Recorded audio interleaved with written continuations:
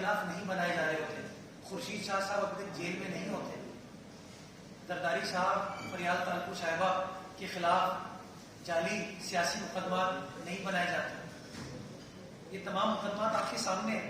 तो अगर कोई इस तरह की जो बार बार तनकीद की जाती है, कोई डील हो गई, मैं तो अभी आपको हवाला दे रहा हूँ ना, 31 मार्च को चीफ मिनिस्टर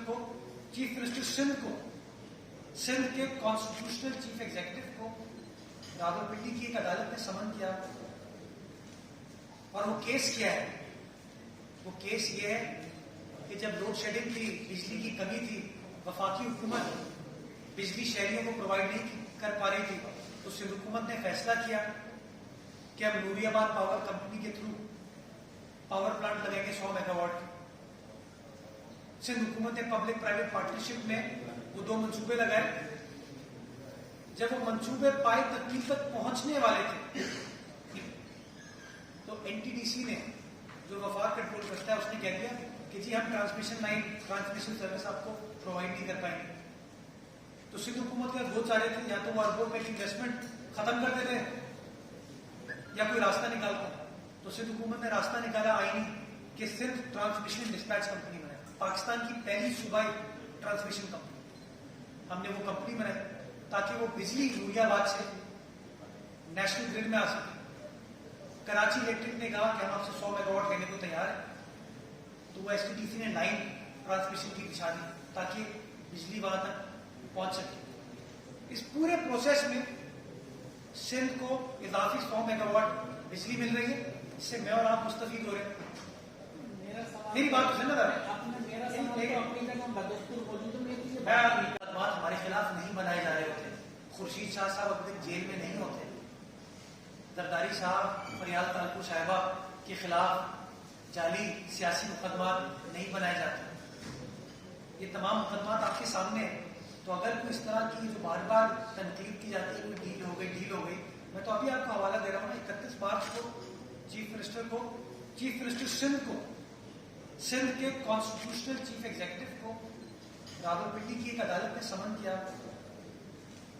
और वो केस क्या है? वो केस ये है कि जब लोड शेडिंग थी, बिजली की कमी थी, वफाकी हुकूमत बिजली शहरियों को प्रोवाइड नहीं कर पा रही थी, तो सिंध हुकूमत ने फैसला किया कि हम नूरियाबाद पावर कंपनी के थ्रू पावर प्लांट लगेंगे 100 मेगावाट के। सिंध हुकूमत ने पब्लिक प्राइवेट पार्टनरशिप में वो 2 मंसूबे लगाए। जब वो मंसूबे पाए तकमील तक पहुंचने वाले थे, तो एनटीडीसी ने, जो वफाक कंट्रोल करता है, उसने कह दिया कि जी हम ट्रांसमिशन सर्विस आपको प्रोवाइड नहीं कर पाएंगे। तो सिंध हुकूमत के 2 चारे थे, या तो वो अरबों में इन्वेस्टमेंट खत्म कर देते या कोई रास्ता निकालता। तो सिंध हुकूमत ने रास्ता निकाला आईनी कि सिंध ट्रांसमिशन डिस्पैच कंपनी बनाए, पाकिस्तान की पहली सूबाई ट्रांसमिशन कंपनी। हमने वो कंपनी बनाई ताकि वो बिजली नूरियाबाद से नेशनल ग्रिड में आ सके। कराची इलेक्ट्रिक ने कहा कि हम आपसे 100 मेगावाट लेने को तैयार है, तो वो एसटीडीसी ने लाइन ट्रांसमिशन की बिछा दी ताकि बिजली वहां तक पहुंच सके। इस पूरे प्रोसेस में सिंध को इजाफी 100 मेगावाट बिजली मिल रही है, इससे मैं और आप मुस्तफीद हो रहे हैं। मेरी बात तो समझ आ रही है।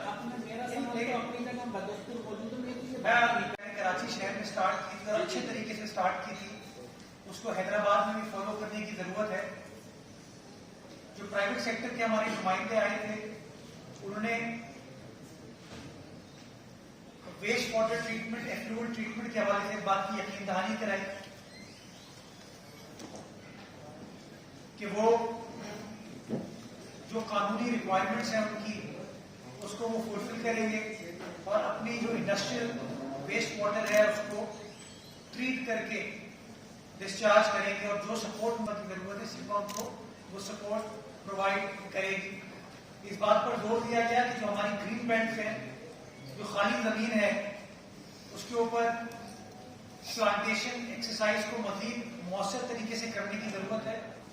कि 2 चीजें हैं, जहां जहां नर्सरी स्टैब्लिश कर सकती है ज़राई इंतजामिया, वहां पर नर्सरी स्टैब्लिश की जाए ताकि सफाई सुथराई की सिचुएशन को बेहतर बनाया जाएगा और शजरकारी भी, खूबसूरती भी बेहतर तरीके से हो सकेगी।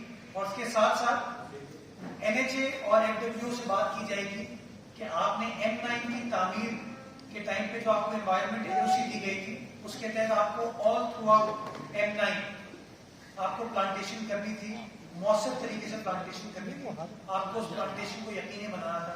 तो डीजी सीपा इस हवाले से जो NHA है और FWS से बात करेंगे और इंश्योर करेंगे कि जो प्लांटेशन एक्सरसाइज है ये M9 के ऊपर इफेक्टिव अंदाज से होने की जरूरत है। हैदराबाद शहर के अंदर जहां जहां नर्सरीज कायम, एक इशू ट्रैफिक के हवाले से आइडेंटिफाई हुआ।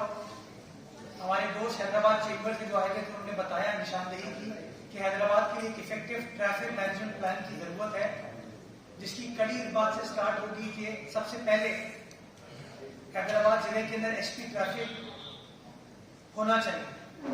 तो इस चीज को भी नोट कर लिया गया। DC साहब इस हवाले से रिकमेंडेशन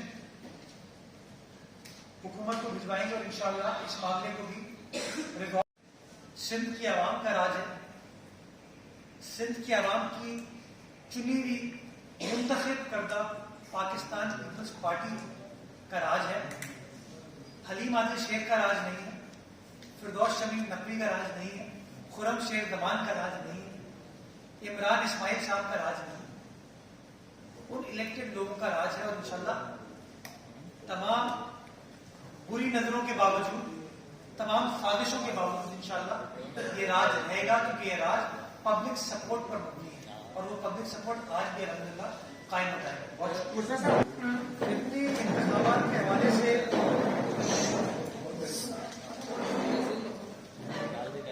जिस सीट पर इंतखाब हो रहा है वो सीट हमारे दोस्त फैसल बाडा साहब की थी।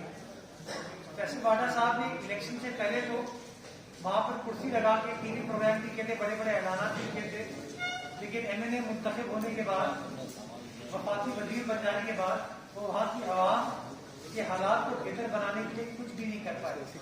मैं उम्मीद करूंगा कि NA 249 की आवाम उन हकाइक पर मबनी फैसला करेगी और वो फैसला करेगी जो कि उस आवाम की बेहतरीन और वसीतर मवाद है।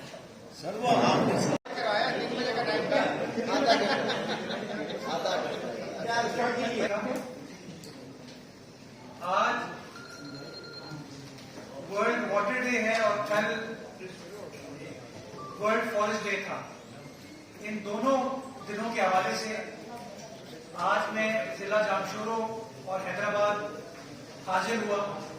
सुबह में मैंने जामशोरो में लियाकत यूनिवर्सिटी में ग्रीन बेल्ट के प्लांटेशन कैंपेन का इफ्तिताह किया और शजरकारी जो मुहिम है उसके हवाले से प्लांटेशन की उस ग्रीन बेल्ट पे एनवायरमेंट डिपार्टमेंट ने फैसला किया है कि जो हमारी यूनिवर्सिटीज की शाखाएं हैं इसके साथ